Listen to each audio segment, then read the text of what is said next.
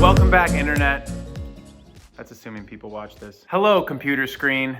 Today we learn about racks and rims, which right now I am realizing sounds mildly inappropriate. Moving on. Do you need racks on the top of your camper van? Not necessarily. Racks are mainly used for two things. One, for housing your solar panels.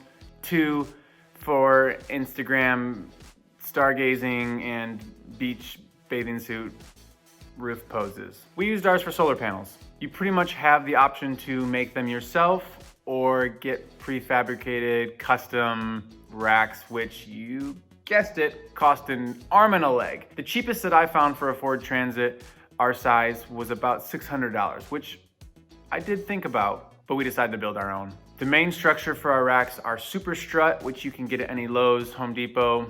We then decided to coat them with a Rust-Oleum oil base just to make sure they didn't rust. If you didn't remember how to paint a metal pole, I guess I have this video for you.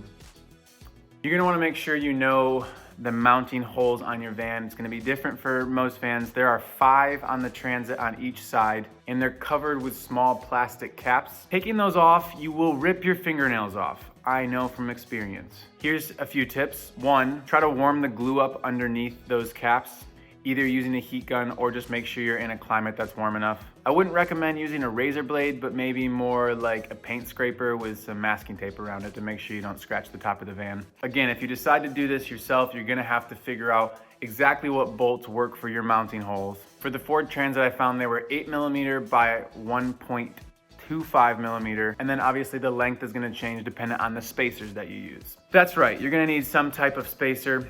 Here's the inspiration that I used. So again, didn't feel like paying the big money, so I made my own. I ordered 2 main things off of Amazon, this and this. And no, I was not cutting vegetables and fixing a toilet. This is simply a cutting board and rubber gaskets. Hopefully you can guess where I'm going with this. I created my own spacers like so. They kind of ended up looking like mini weird ice cream sandwiches, but they seem to work. After your spacers are made and you have your super strut ready and painted, you're gonna have to go up and make sure that everything lines up. I think I remember having to drill a few new holes, but not a big problem. Very important, when you thread your screws, make sure you don't force it and strip the threads. I may be speaking from experience. After your spacers are lined up with your super strut, pretty simple. Drop the bolts in.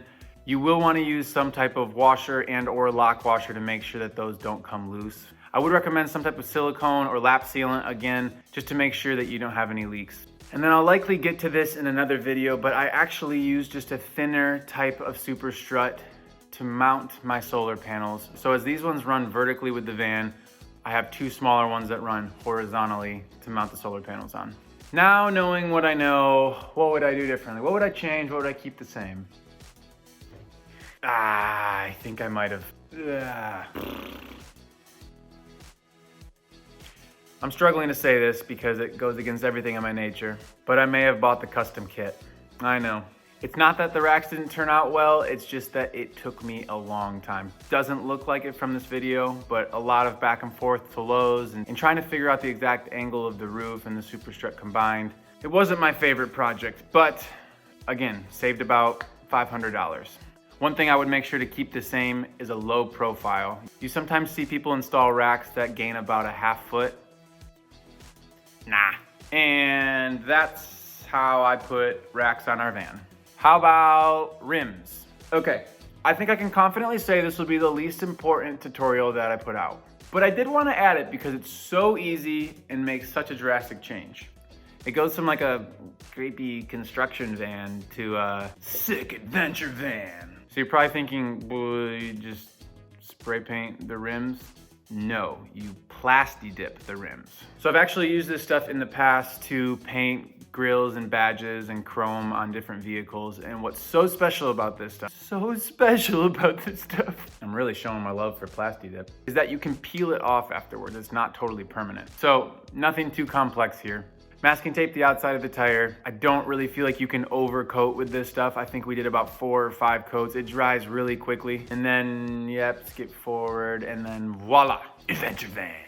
The only thing I would change in how I painted these is immediately after putting a fresh coat on, I went and swept sawdust all over them. So not my finest moment, but other than that, I'd keep the rims just like they are. All right, hopefully that was helpful on all things you need to know for camper van racks and rims. More videos to come. So I don't know if you wanted to subscribe or whatever. I'm sure it's one of those. It's over there or over there if you wanted to subscribe or whatever. Peace.